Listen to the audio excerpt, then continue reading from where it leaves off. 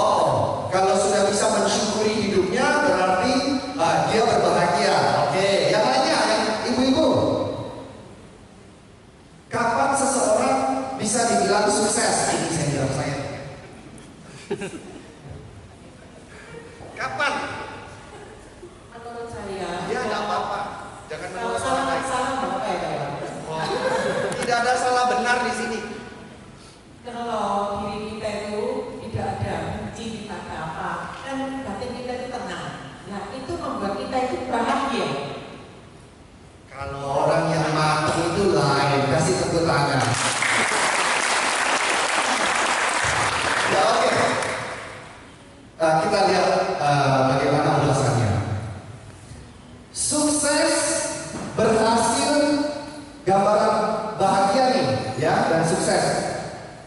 Sukses itu ketika seseorang berhasil, ketika dia beruntung.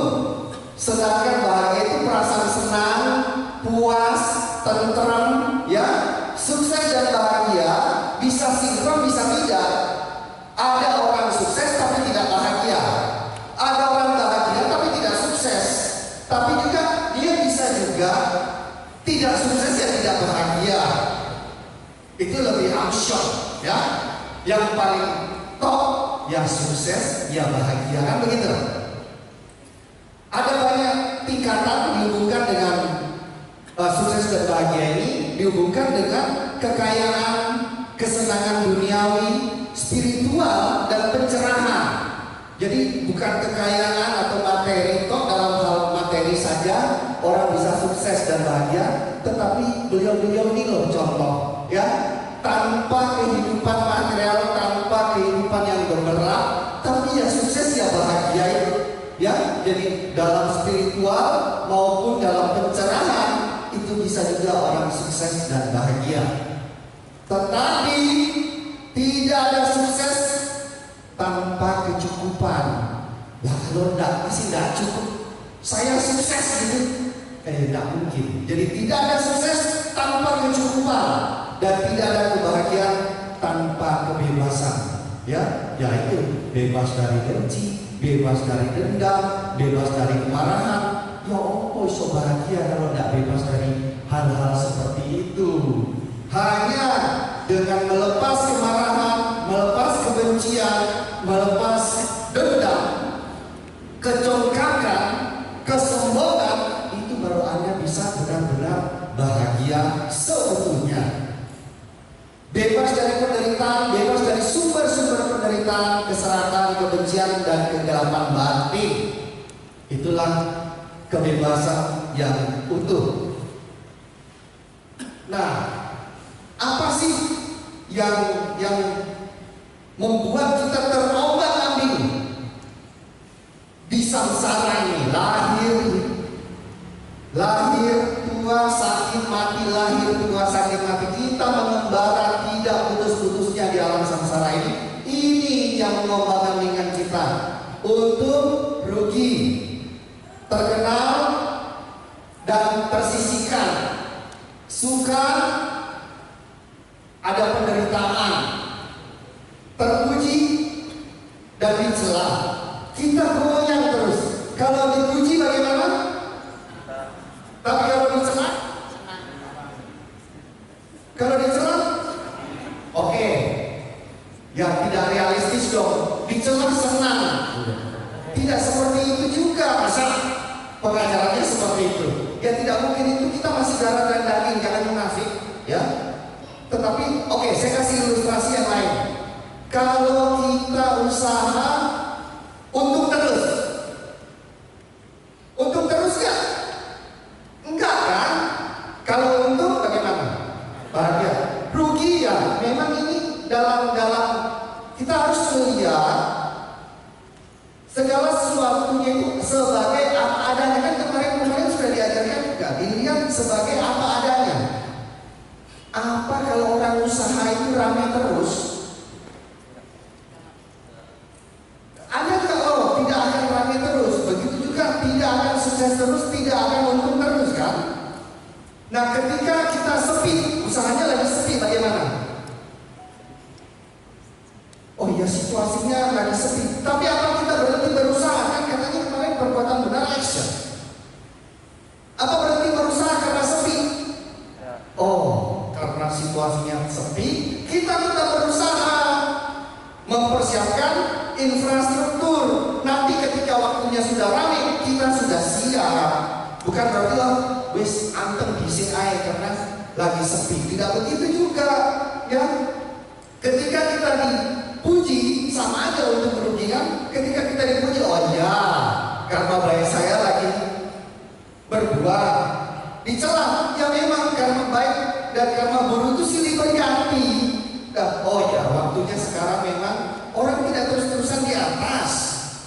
Setiap masa ada orangnya dan setiap orang ada masanya. Nggak mau mundur. Kita belajar dari alam. Kita lihat ombak di depan itu didorong oleh ombak yang di belakang. Kalau sudah ada ombak di belakang, ombak di depan itu berhenti di pantai. Jangan terus-terusan mau mendorong lagi. Jadi ada saatnya, manusia itu ada saatnya, dan setiap saat pasti ada orangnya. Jangan takut, ya. Jadi kita lihat segala sesuatunya itu sebagai apa adanya. Oke. Nah, manusia ini ada hierarki kebutuhan manusia yang disusun oleh Maslow. Ini aku kudu pakai cerpetan karena ini ada teori Maslow. Disampaikan oleh Maslow, menurut Maslow, yang paling bawah dulu nih, ya, bahwa setiap orang dia akan memenuhi kebutuhan fisiologisnya dulu. Menurut Maslow, bahwa orang itu tidak mungkin dia penuhi kebutuhan yang lain sebelum dia penuhi kebutuhan biologisnya. Kebutuhan biologis itu seperti apa, Pak?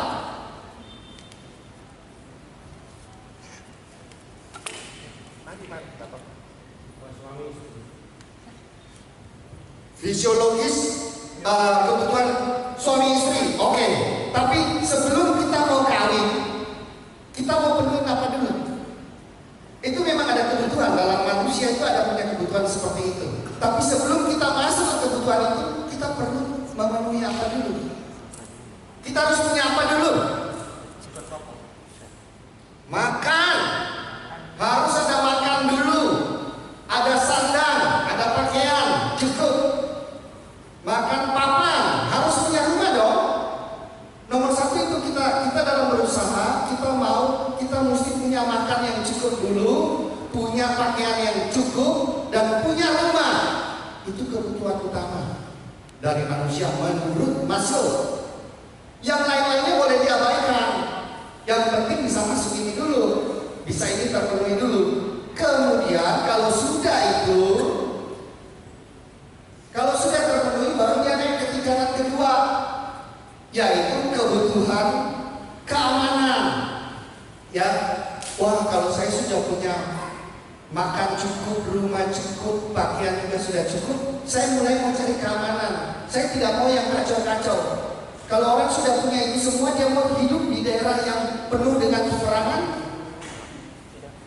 hidup dalam teror, ada teroris seperti itu, tidak mau dia. Dia akan mencari keamanan, dia akan mau sehat.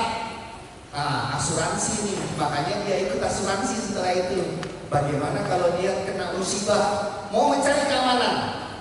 Bagaimana kalau ada kebakaran? Dan kemudian kebutuhan sosial. Kalau dia sudah merasa dia aman, maka dia perlu cari teman, dia perlu cari kenalan, dia perlu komunitas. Itu menurut Maslow. Nah, di sini sesudah itu, pada waktu yang tingkatan ketiga ini, sosial ini, disitulah dia ingin merasa dicintai juga. Sekaligus dia juga ingin mencintai. Di situ dia akan membangun satu rumah tangga. Ya. Yang keempat, penghargaan, kebutuhan dihargai, yaitu penghargaan ini meliputi kebutuhan status, ketenaran, kemuliaan, pengakuan, perhatian, reputasi, apresiasi, martabat berupa pujian, piagam, piala, atau penghargaan-penghargaan lainnya. Tapi kalau secara intern, yaitu orang yang mulai percaya diri dan mandiri. Keempat, baru kebutuhan aktualisasi diri, yaitu mulai dia bisa melihat segala sesuatunya sebagai apa adanya, dan juga bisa menjadi dirinya sendiri. Itu susunan dari Maslow. Tetapi di dunia yang barat atau Eropa yang maju, itu mereka terbalik.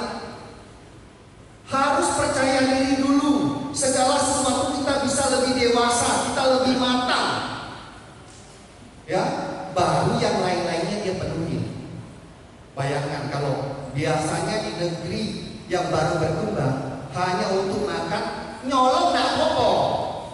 Kan seperti itu. Tetapi kalau di negeri maju, tidak. Kita harus sudah dewasa, baru kemudian kedewasaan lebih diutamakan. Kematangan spiritual seseorang itu lebih diutamakan. Dan di sini kita juga mengikuti kiblat negara-negara maju. Jadi ajaran Buddha itu sebenarnya 2600 tahun yang lampau itu sudah begitu majunya, bahwa janganlah hanya untuk makanan Anda mengorbankan kematangan diri Anda. Oke?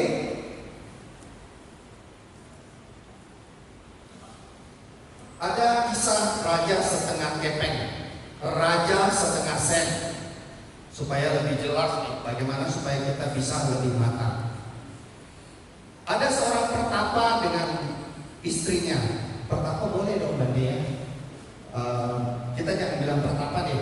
Barangkali yogi. Ya. Yogi dengan istrinya. Kebetulan ada hari Asada, dia mau memperingati hari Asada.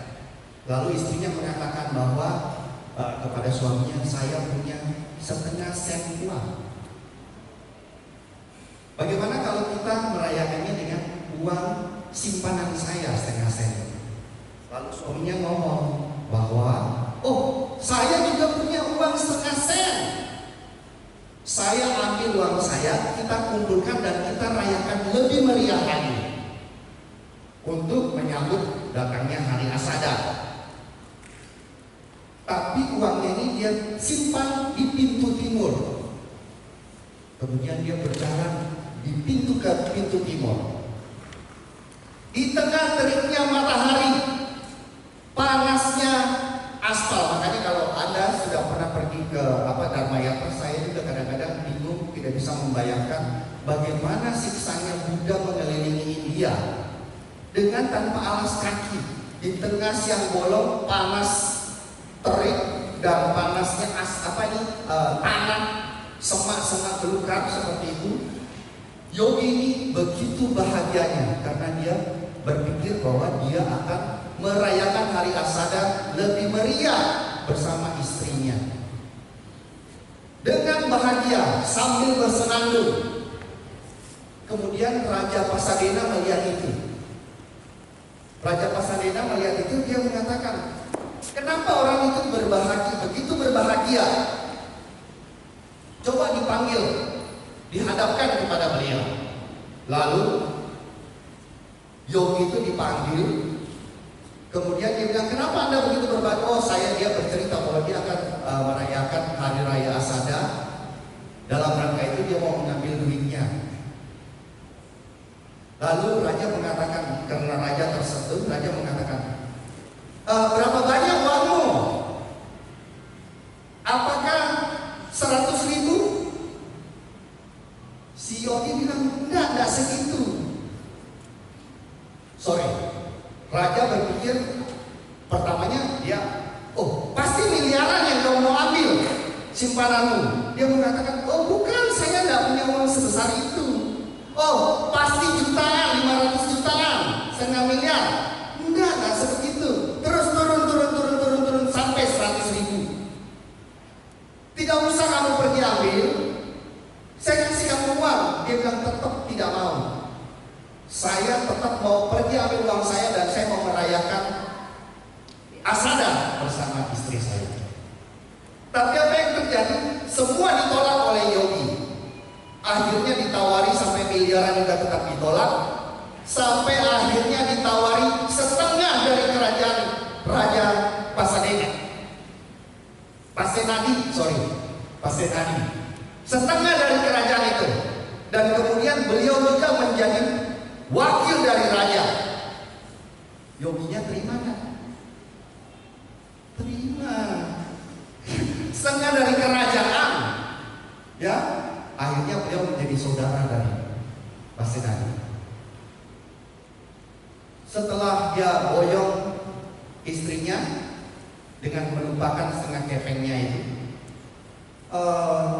lalu raja kemudian mengajak dia berburu. Setelah berburu, raja lelah. Ya kira-kira kayak Anda tadi sudah bersenam, agak capek-capek dong. Wah, ada saudara angkat saya yang begitu baik. Lalu dia membaringkan kepalanya, bersandar, menyandarkan kepalanya, lalu berbaring. Dan akhirnya dia tertidur. Sang yogi ini mulai berpikir,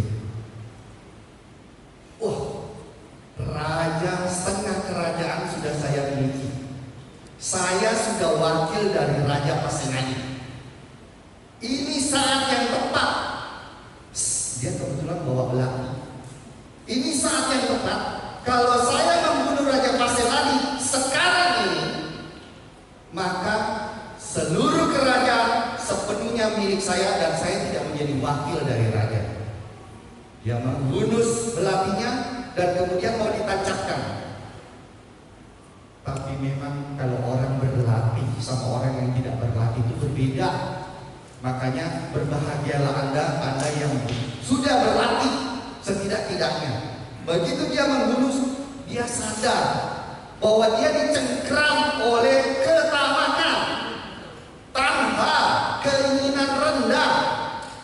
Seketika itu juga dia melempar belatinya, dia bangunkan raja, dia memohon maaf dan dia meminta supaya dia tidak menjadi wakilnya lagi. Raja ngomong, ono opo, pas aku curiga awakmu kesambet opo.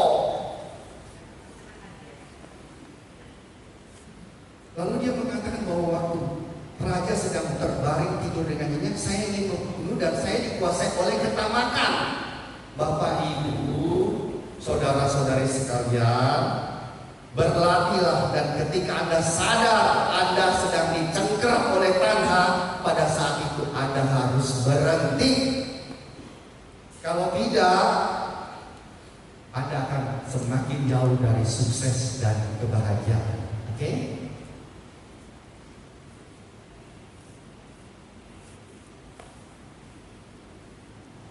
Sedikit keinginan tidak cukup, dan jika banyak mendatangkan kesukaran. Oh manusia dulu, jadilah seadanya kawan jika ingin mencapai kearifan. Ya, jadi itu kata-kata dari Yogi, bahwa sedikit keinginan tidak cukup, tapi banyak malah membawa keserakahan. Gitu. Oke. Sebelum itu, janganlah mencari kebahagiaan di luar diri. Makanya, ibu paling suka apa? Dalam sehari-hari kalau kayak makanan misalkan, ibu paling suka apa? Roti. Yo, bagus.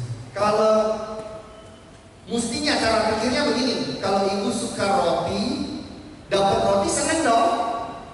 Kalau satu potong roti senang.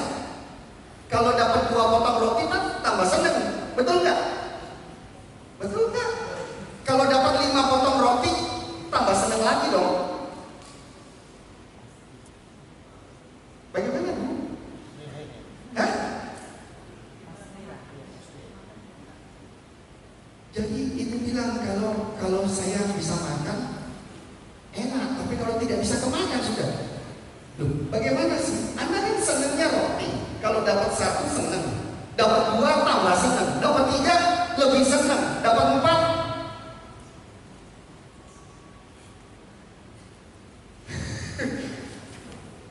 Paham maksud saya? Kalau kita menempatkan kebahagiaan di luar diri, maka kita harus tahu ada batasnya. Ada orang bilang saya paling suka durian. Dapat 1 durian bagaimana? Senang. Orang Medan terutama ya. Begitu dia dapat 2 durian bagaimana? Lebih senang. Dapat 25 durian, siap-siap seperti badai.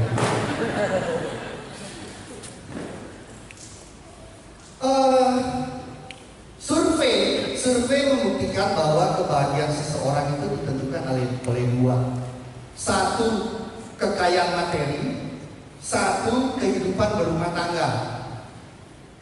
Jadi mohon maaf, ini surveinya seperti itu, bahwa orang bahagia itu ada 2. Kita buktikan apakah benar enggak. Kan begitu. Kalau Anda punya satu rumah, bahagia enggak? Kalau punya 250 rumah, lebih bahagia. 500 ke rumah enggak? Ke rumah enggak? Begitu juga dalam kehidupan berumah tangga. Punya istri satu bahagia enggak? Bahagia. Dua bagaimana? Lebih bahagia. 5? Tambah pusing. Tambah pusing. Ternyata orang yang kalau seperti itu, saya bertanya dari sudut yang lain. Kalau kan kita percaya ada reinkarnasi, ada kehidupan yang akan datang.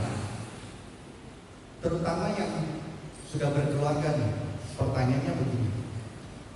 Karena ada kehidupan yang akan datang, seandainya Anda terlahir kembali, apakah Anda ingin kumpul lagi dengan pasangan Anda yang sekarang?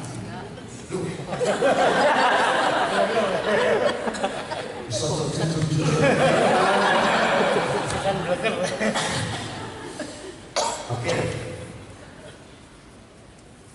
Kita baca sama-sama berkah utama. Orang bahagia mendapatkan berkah yang baik itu seperti apa? Kita baca sama-sama yang kencang, ya.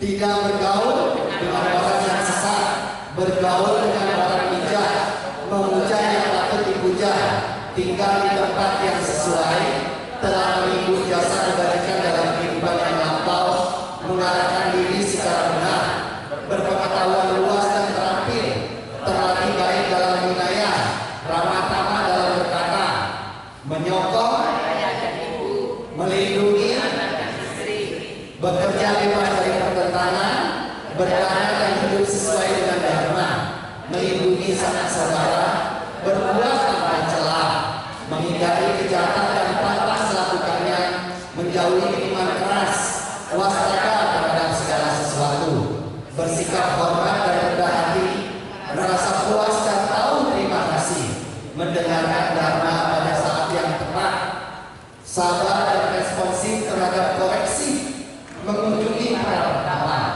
membahas dharma pada waktu yang tepat, mengendalikan diri dan hidup suci, melihat kebenaran mulia dan merealisasikan nirwana. Ketika mengalami kondisi duniawi, batin tidak tergoyahkan, tanpa kesedihan, tanpa noda dan merasa tentram. Itulah berkah utama. Jadi kita memang isim puluhan itu loh. Batin tidak tergoyahkan, mau untung mau rugi, mau dipuji mau dicela, jangan goyah hanya karena hal-hal kondisi duniawi, ya. Samsara dan nirwana tidak terpisahkan. Maksudnya bisa enggak? Anda suka kembang? Suka kembang? Nah, suka. Tanah suka nggak? Tanah, ya. Lah iya, tapi suka nggak tanah sama tanah itu? Sama larangan suka nggak? Oh itu. Larangan tidak suka, tapi mau kembang yang bagus. Mana bisa? Ya, karena ada larangan, maka ada kembang yang bagus. Kembang yang bagus dia layu, jatuh, suka tua. Enggak suka, enggak tua. Pertanyaannya begini, siapa di sini yang tidak mau umur panjang? Angkat tangan. Tidak ada yang angkat tangan. Baru semua mau umur panjang. Yang tidak mau umur panjang, hati-hati, di atas kepalamu 10 cm ada dewa. Dikabulkan nanti. Jangan. Semua orang mau berumur panjang, tapi ketika ditanya, Anda mau tua enggak? Mau peyok enggak? Enggak mau, tapi mau umur panjang. Satu.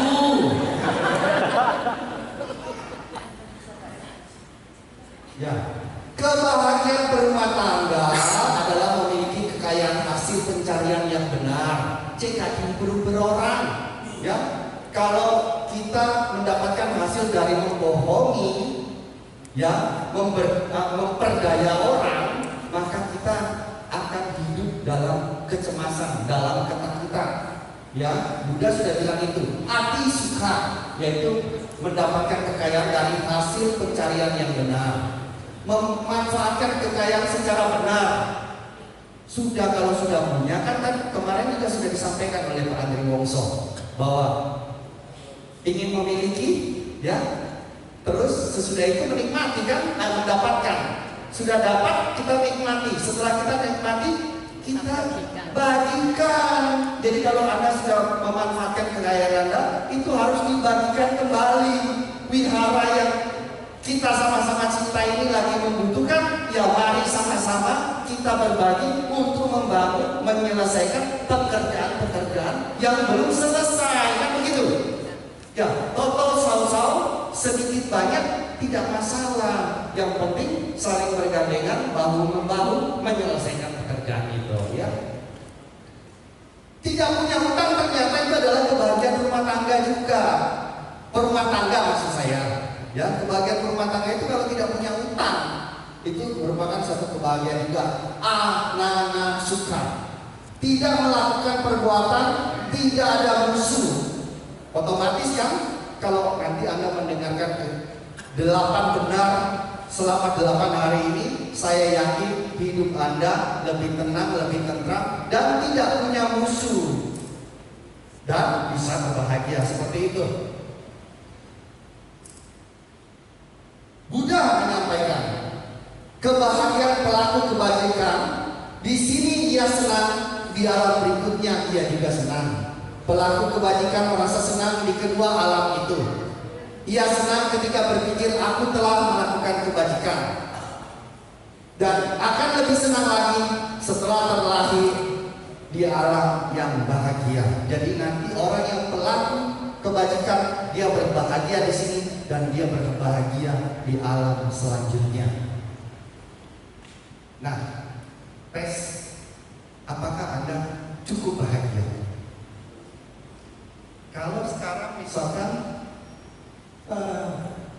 Anda terjebak di tengah-tengah kemacetan, apa yang Anda lakukan? Macet. Orang yang berlatih sama orang yang tidak berlatih itu beda, sangat beda, ya. Wes, kalau macet atau nggak usah banyak, tiba-tiba mobil sudah diam, terus diseruduk di belakang. Apa yang terjadi? Sumpah serapah. Pernah Ibu mantan Gubernur Imam Utomo, dia itu sharing waktu kumpul-kumpul, oh ini kita diperkenalkan dari komunitas Buddha, jadi umat Buddha lah ya. Ini dari, waduh, ini umat Buddha ya, ibu-ibu Imam Utomo tuh. Ya. Saya heran sama umat Buddha ini. Loh, ibu heran kenapa nih? Katanya ketika dia pergi ke Thailand, jalan-jalan ke Thailand, itu ada yang terjadi tabrakan. Dia lihat tuh pasti rame, iya. Tapi ternyata di Thailand itu tidak. Begitu tabrakan, masing-masing turun, salaman, tukar nomor telepon. Kenapa? Karena ini pasti ada hubungan karma masa lalu. Anda bisa tabrakan itu nggak ujuk-ujuk, kan semua ada sebab akibat yang saling bergantungan. Berarti ada karma masa lalu yang berhubungan dengan kita. Tinggal kita mau meneruskan atau kita menyelesaikannya sekarang ini di sini. Itu yang membuat Ibu Imam Utomo itu heran. Dia bilang itu umat Buddha itu yang anehnya seperti itu. Sama juga pernah terjadi satu kali, kenal Sinta dari Mojokerto. Ya, gemuk. Kita habis sibuk-sibuk di dalam habis pameran BEC. Terus tiba-tiba sudah mau selesai, ada satu cewek yang begitu cantik dengan modis sekali, dengan make up yang penuh make up, rapi. Cewek itu jalan, si Sita karena terlalu semangat tangannya begini, nampar, menempeleng si cewek yang cantik itu. Ceweknya langsung menangis, manusiawi dong, kaget. Si Sita juga, loh, ya apa sih kok aku bisa menempeleng si cewek yang cantik ini? Sita juga menangis. Saya ngomong, gak usah menangis, gak usah juga marah-marah, ya. Tukar alamat, tukar telepon. Kamu pasti punya hubungan masa lalu. Bersahabatlah dan selesaikan sampai di sini, kan seperti itu, ya. Mudah-mudahan aja bisa dikatakan. Hah? Kenapa Dharma Kaya?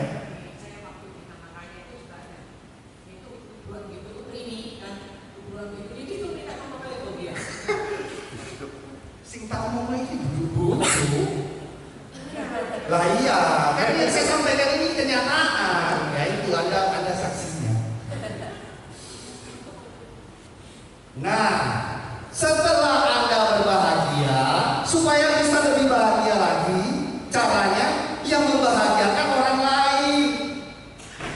Supaya bisa lebih bahagia lagi, Anda harus membagi kebahagiaan Anda. Kalau Anda sudah mengerti Dharma, Anda harus berbagi Dharma kepada semua orang.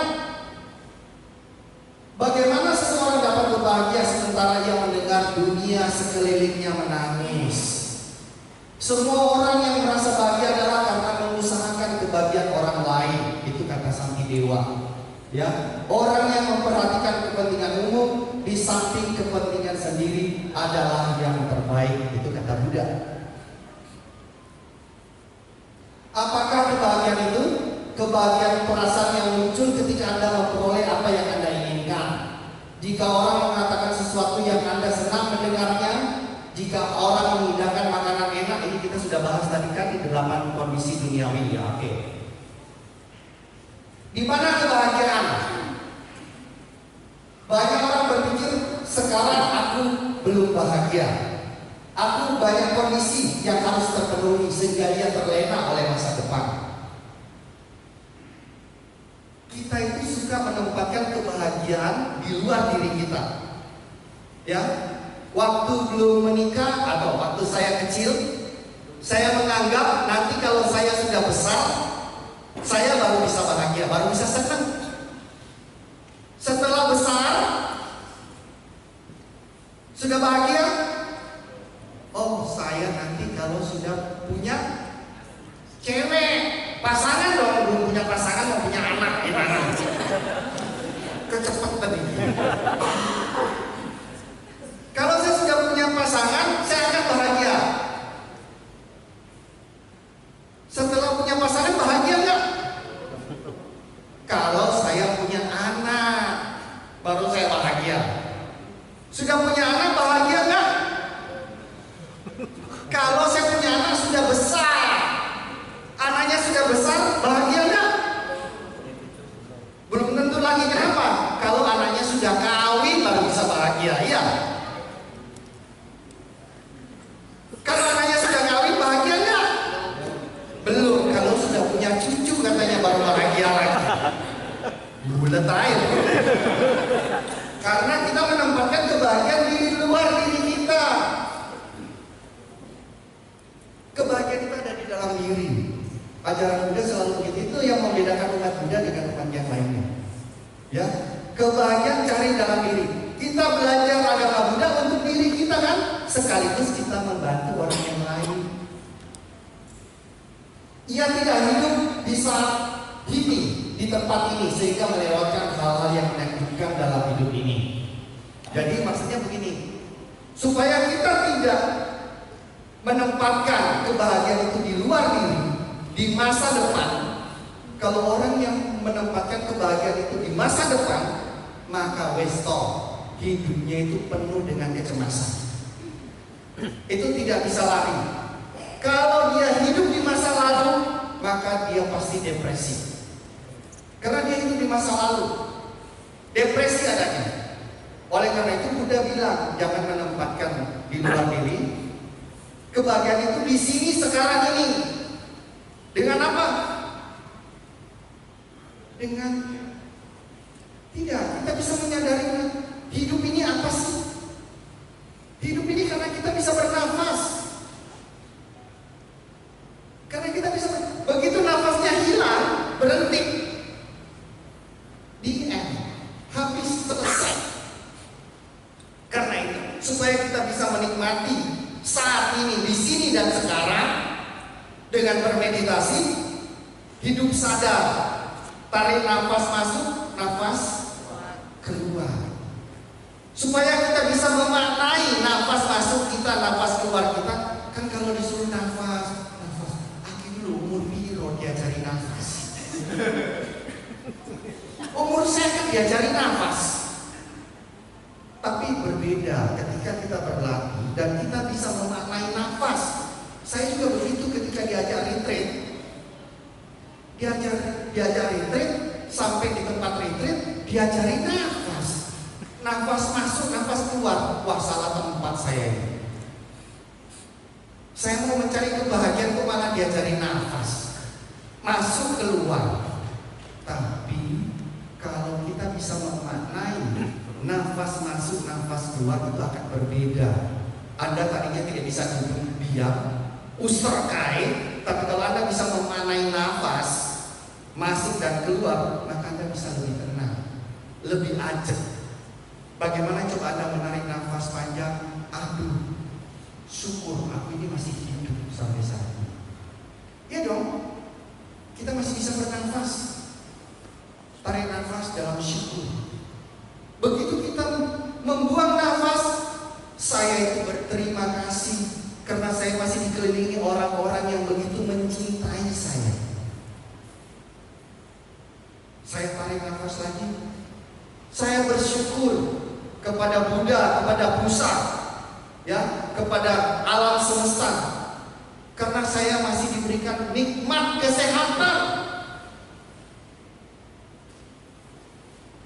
Mengembuskan nafas, saya masih bisa bekerja, masih bermanfaat bagi yang lain. Sehingga ketika Anda berlatih nafas masuk, nafas keluar di sini sekarang ini, Anda tidak punya alasan untuk tidak berbahagia. Anda tidak punya alasan untuk tidak berbahagia di sini sekarang dan di tempat ini. Oke? Kebahagiaan itu tidak ditentukan lagi oleh situasi pikiran, ketimbang oleh dan peristiwa-peristiwa eksternal. Tapi sekarang di sini saat ini kita adalah orang-orang yang bersyukur, penuh berkah, penuh rahmat,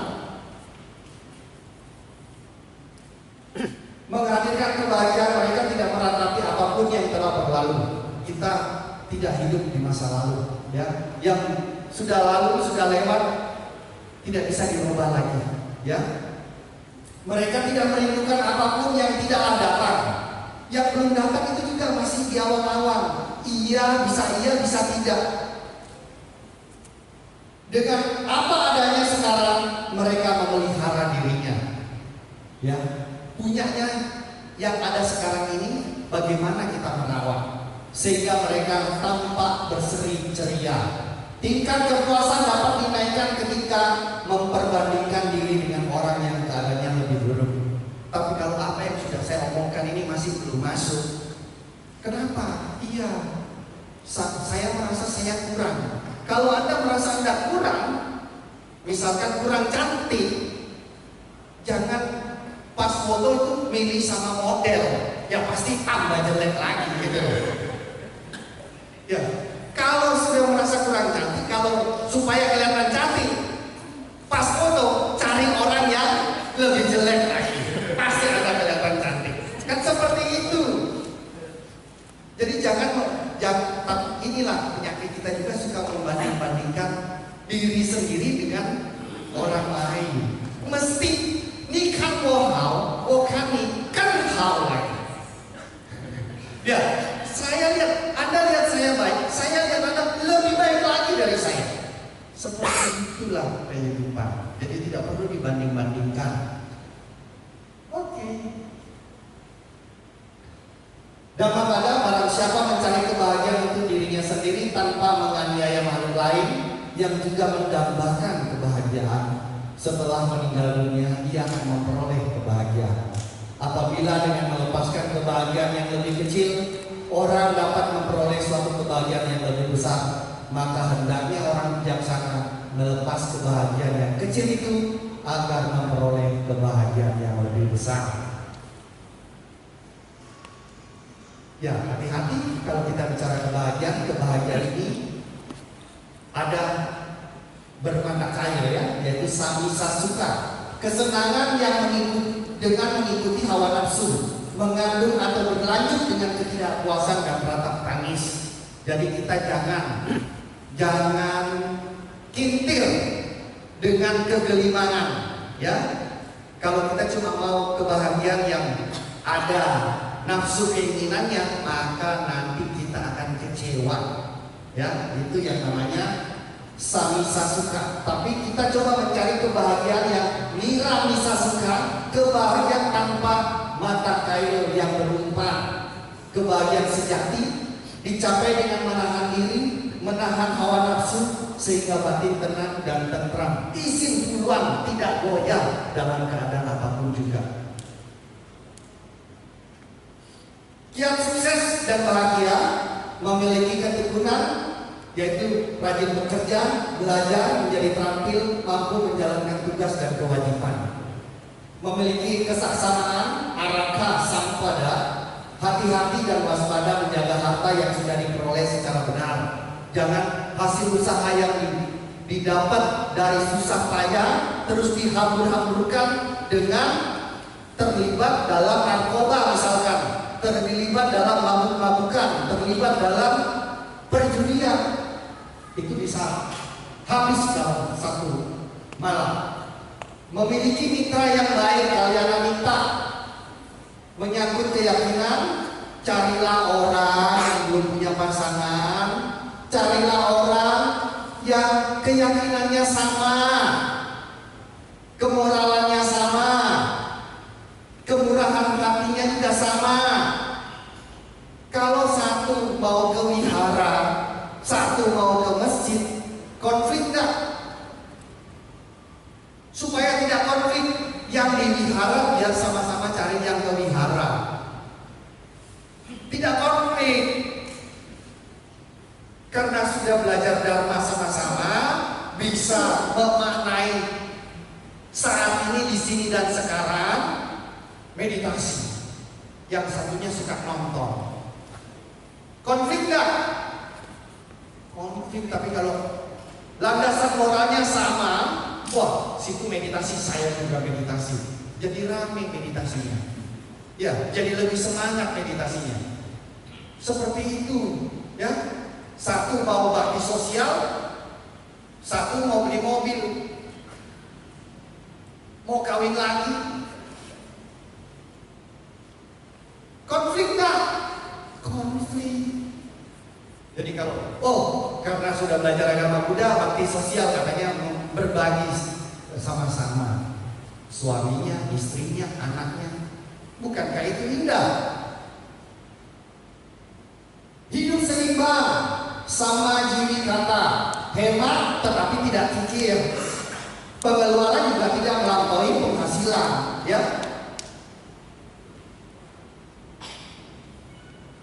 Hak untuk sukses, ini yang selalu saya dengar dari Pak Andri Wongso. Semua orang punya hak untuk sukses. Sukses itu bukan milik Anda saja, tidak, tapi milik semua. Karena sukses ditentukan oleh diri sendiri. Tiada sesuatu yang terjadi tanpa sebab. Jangan mimpi Anda tidur terus tiba-tiba kejatuhan pohon, kejatuhan durian maksudnya. Kalau presiden kita bukan kejatuhan durian, kejatuhan pohon durian. Sukses adalah hasil usaha dan kondisi yang cocok, matangnya buah karma. Tentu ini juga tidak bisa kita abaikan, bahwa kita berusaha tapi juga ada kaitannya dengan karma kita, ya. Oleh karena itu terus pupuk karma baik, ya, setiap saat. Mumpung belum semakin tua, badan masih sehat,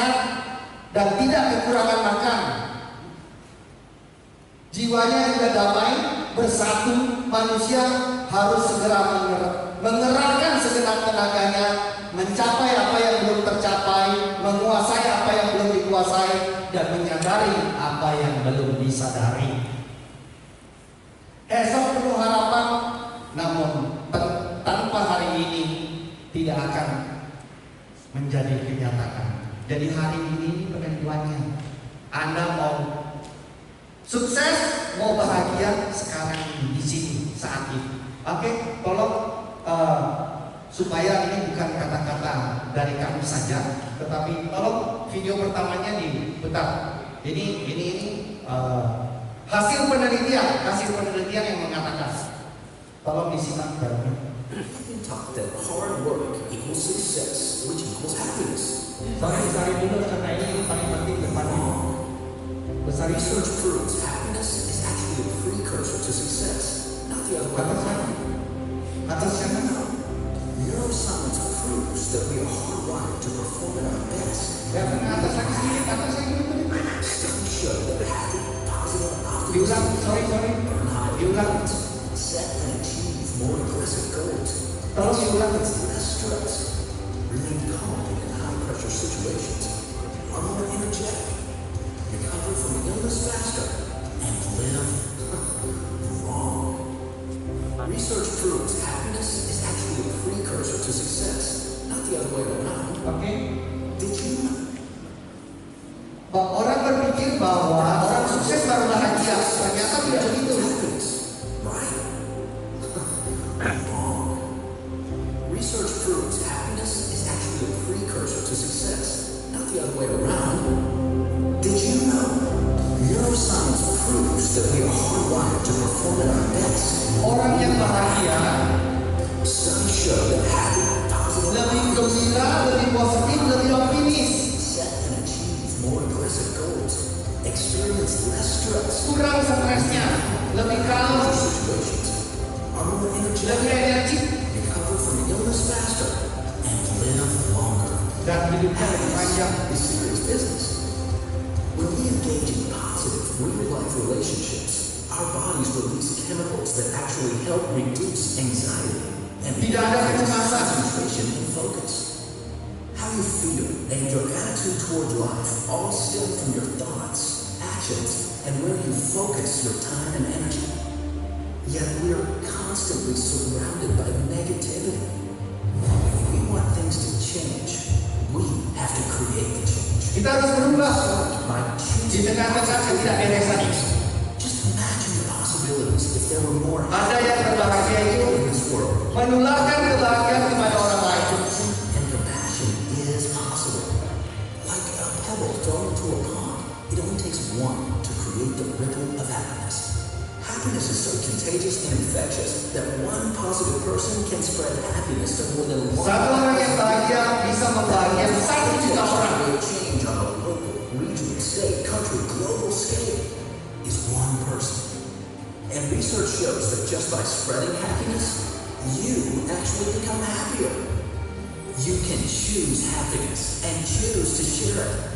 You can be the catalyst to spread it directly and indirectly. Are you that one? It starts with you, yet it's bigger than you. Happiness is bold. It is courageous, audacious, and challenging. You have the power to choose happiness and to spread it. Join the movement. Share the movement. Be the one who makes the difference. And live happy. Dimulai dari Anda semua, ya. Anda yang bahagia menularkan kepada orang lain yang bahagia, maka dunia akan lebih berbahagia lagi. Oke? Nah, kalau Anda masih belum bisa, saya juga masih belum kena nih. Tidak ada alasan untuk saya untuk berbahagia, maka video yang kedua ini. Tolong video kedua ini. Dari sini Anda tidak punya alasan untuk tidak bahagia. Tolong video kedua.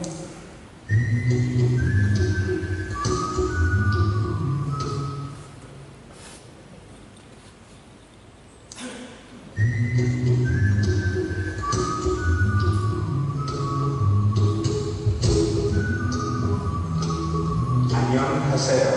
My name is Nick Vujicic, and I love traveling around the world, fishing, golfing, and swimming. I love living life. I am happy. Dia tidak punya kaki, tidak punya tangan.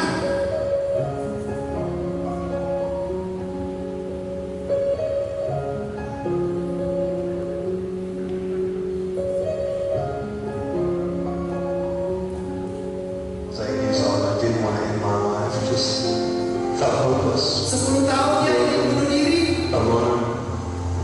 It's like it was pointless. karena dia merasa dia tidak punya harapan. There's no point to go to school. And I didn't even think I was even going to be able to go to university, you know. Apalagi mau sekolah sampai perguruan tinggi. I don't know how to describe it, but it's bitterness as well.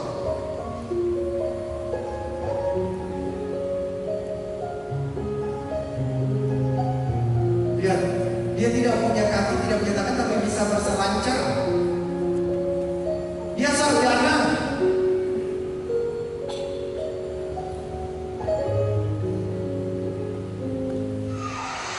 Thank you very much. Nice to see you. My name is Nick Vujicic, and it's a pleasure to be with you. So I have no limbs, but I have my little chicken drumstick. Dia cuma punya kayak So it's like. I would really like to get this and get some techno going like. 1, 2, 3, 4.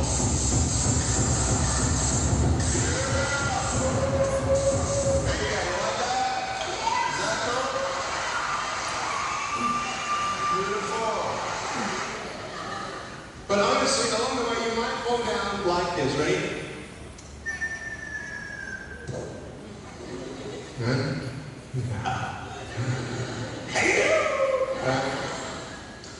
So what do you do when you fall down? Get back up. Everybody knows to get back up because if I start walking. apa yang Anda lakukan kalau Anda jatuh. But I tell you, there are some times in life where you fall down. You feel like you don't have the strength to get back up. Ketika Anda rasa Anda tidak bisa bangkit. You have hope. Because I tell you, I'm down here, face down, and I have no arms, no legs. It should be impossible for me to get back up, but it's not. You Kelihatannya see, I will tidak try mungkin buat 100 dia times to bangkit. get up, and if I fail 100 times, if I fail and I give up, do you think that I'm ever going to get up? No. But if I fail, I try again, and again, and again. But I just want you to know that it's not the end. Ketika Anda jatuh, hanya usaha, usaha lagi dan usaha lagi. Anda berhenti berusaha, maka selesai. You will find that strength to get back up like this.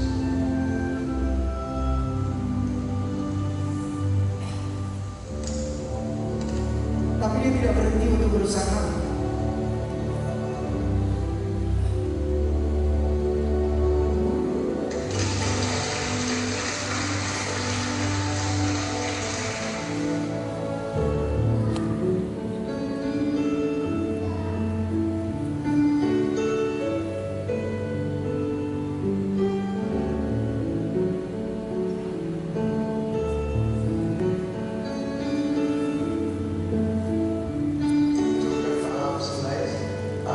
Do I still desire it?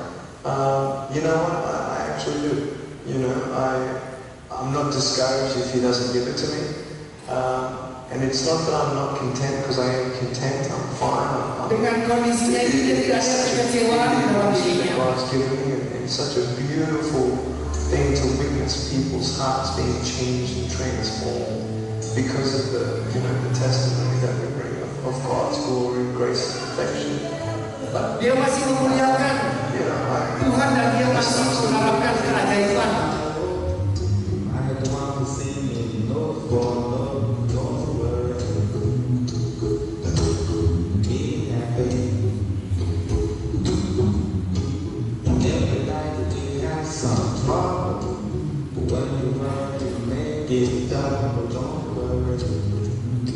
Bisa main bola.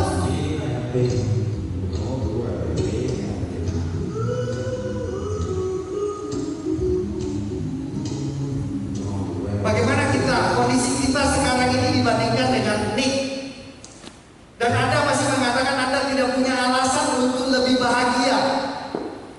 Tidak mungkin. Tidak mungkin. Bayangkan aja, dia dengan keterbatasannya, dengan segala kekurangannya, dia tidak memusuhi agamanya, dia tidak memusuhi Tuhannya. Kita baru aja mengharapkan beli tanah di samping rumah, sudah sembahyang sama Tuan Im, sembahyang sama konco, jeketek kok dituku wong liya. Terus apa yang terjadi? Kita siwak sama Buddha, kita marah sama maco. Kok begitu rapuh? Umat Buddha itu kok rapuh seperti itu? Katanya kenal Dharma, kenal karma. Karena itu kita bisa berbahagia, tidak ada alasan.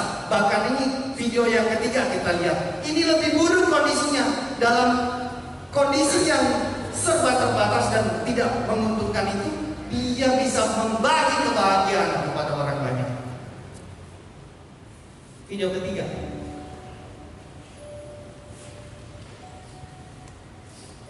Monte Santo é uma cidade pequena na região do Brasil.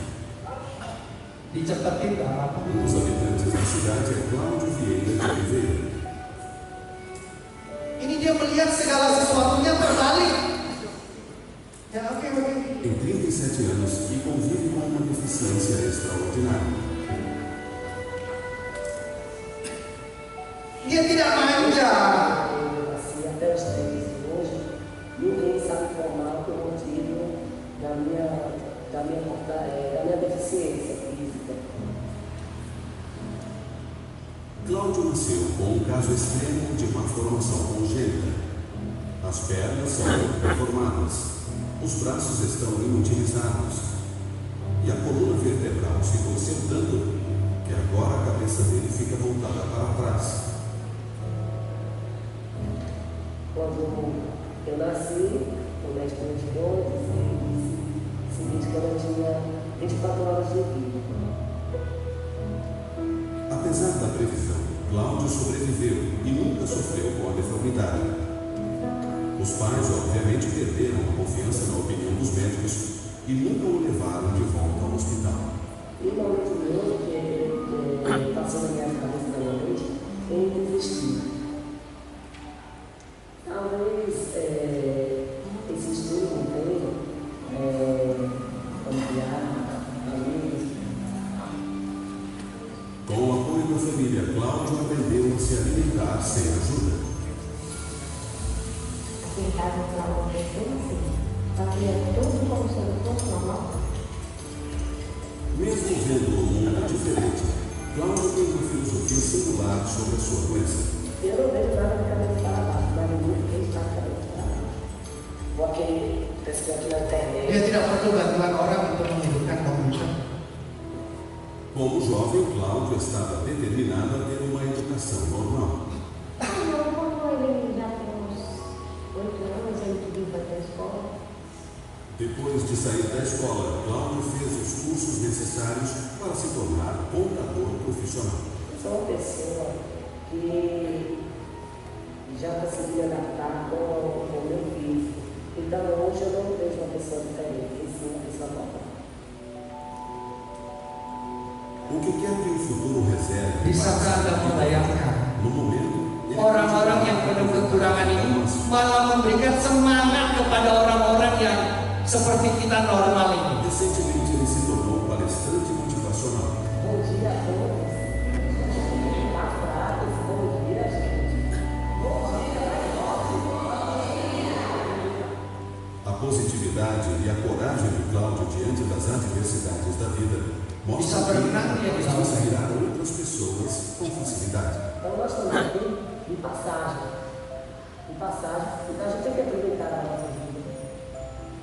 A gente está vendo aí as ideias, as drogas, então nós sabemos, nós homens, que nós podemos mudar.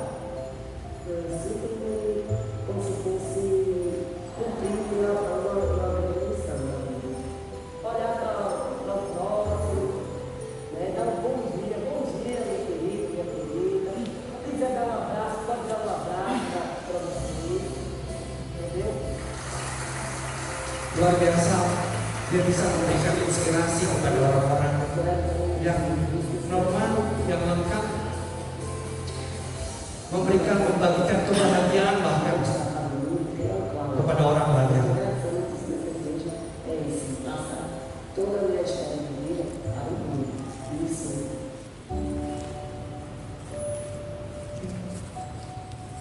Sekali lagi, Muitos Ibu são Bapak, uma cidade pequena na região Nordeste. saudara-saudari yang berbahagia, tidak ada alasan untuk kita untuk tidak berbahagia dan membagikan kebahagiaan kita. Jadi umat Buddha itu jangan jadi umat Buddha yang loyo. Jadi umat Buddha yang bersemangat, apalagi yang mimpin Bhante Wiryanadi di sini, kan begitu? Ya Bapak Ibu, kita beri aplaus kepada dua orang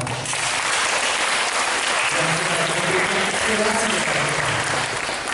Oke, hari ini mari sama-sama kita saling mendoakan. Saya mendoakan Anda dan Anda mendoakan saya. Kita bacakan doanya sama-sama. Bisa? Bisa baca sama-sama ya? Mari. Semoga usia bertambah, kekayaan bertambah, rezeki bertambah, kemasyhuran bertambah, kekuatan bertambah, kecantikan bertambah, kebahagiaan bertambah bagimu selalu.